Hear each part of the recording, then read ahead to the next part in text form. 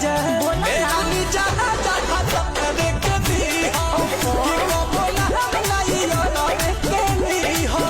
अब तो कमर के नीचे भी उठल लगता ये छोटी तहरा चोटी से चोट लगता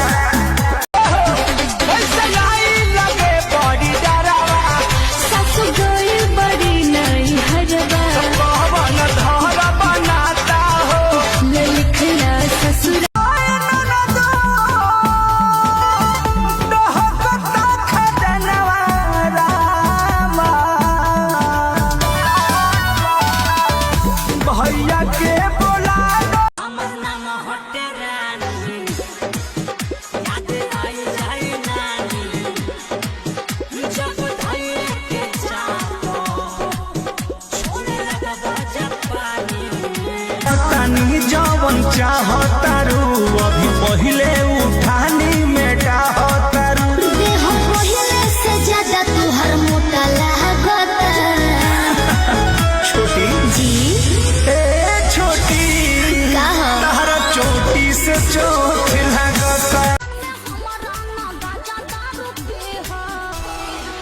कि रानी जा जा रानी जा जा रानी जाना जाना तब के दी। देखो क्या? मैं तुझको साफ साफ बोल रहा हूँ। हाँ वीडियो भी बना रहा हूँ। हाँ ड्राइवर साहब भी हैं और ये भाई साहब भी हैं। हम तुमको भगा के लाए हैं जी। तू मुझे भगा कर नहीं लाया है, समझा ना। हम तुमको भगा कर लाए हैं तो इसमें क्या बुराई है। तारा संगे बानी हम पुलिस थाना का करी बानी दोनों जाना राजी तो जमाना का करी। सुहाग रात नहीं ससुराल में भर्ती कराई दिल जाके अस्पताल में गौरी मेरी कल करावे साफ बोलती हो शुमाती होगी नाटक टरावा तपो खोल दी हलस शुमे नौकरी पाबी ऐसे ना कहिए बलराम जी